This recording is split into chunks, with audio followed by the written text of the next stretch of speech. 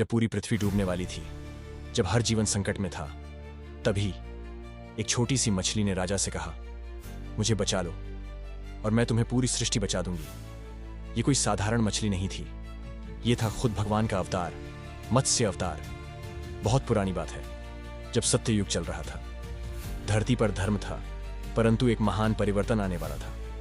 उसी समय थे एक धर्मपरायण और ज्ञानी राजा मनु। वे हर दिन नदी किनारे संध्या वंदन और स्नान के लिए जाते थे। एक दिन जब वे नदी से जल ले रहे थे, तभी उनकी हथेली में आ गई एक छोटी सी मछली जो छटपटा रही थी।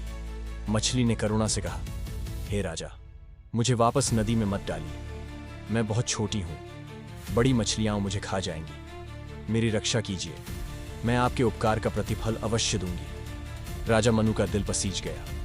उन्होंने मछली को एक घड़े में रख लिया, पर अगली सुबह वो मछली इतनी बड़ी हो गई कि घड़ा छोटा पड़ गया। फिर मनु ने उसे तालाब में छोड़ा, फिर झील में, फिर समुद्र में, लेकिन मछली तो लगातार बढ़ती ही रही। अब मनु समझ गए, यह कोई साधारण मछली नहीं हो सकती। उन्होंने हाथ जोड़कर प्रार्थना की, हे प्रभु, कृपया अपने असली रूप में प्रकट हो। और तभी मछली ने दिव्य रूप ले लिया। वह कोई और नहीं, स्वयं भगवान विष्णु थे। उनका स्वर गंभीर और मधुर था। हे मनु, मैं मत्स्य अवतार में आया हूं। जल्द ही एक महाप्रलय आने वाला है जो पूरी सृष्टि को जलमग्न कर देगा, लेकिन तुम इस जीवन के बीजों को बचाओगे। भगवान विष्णु ने आदेश दिया, एक विशाल नौका बनाओ।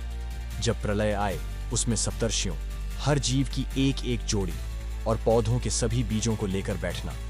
मैं मछली रूप में लौटकर तुम्हारी रक्षा करूंगा। मनु ने भगवान की आज्ञा मानी। उन्होंने एक विशाल जहाज तैयार करवाया और फिर वो दिन आ गया। तेज बारिश, उफनते समुद्र, डूबती धरती, हर दिशा में केवल जल ही जल था। मनु ने सप्तर्षियों, जीवों और बीजों के साथ नौका में प्रवेश किया।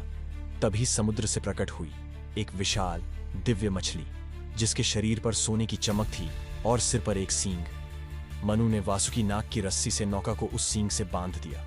फिर तेज तूफान, अंधकार, लहरों का उठता कहर, लेकिन मत्स्य अवतार ने सबको सुरक्षित खींचा। जब असुरों ने हमला किया, भगवान मत्स्य ने उन्हें भी भगा दिया। कुछ समय बाद जब जल शांत हुआ, भगवान मत्स्य ने नौका को हिमवंत पर्वत पर उतारा, जहां से नया जीवन शुरू हो सकता था।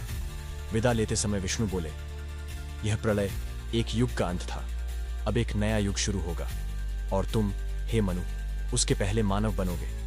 धर्म और जीवन की पुनर्रचना तुम्हारे हाथों होगी। और इस तरह भगवान विष्णु के मत्स्य अवतार ने सृष्टि के बीजों को बचाया।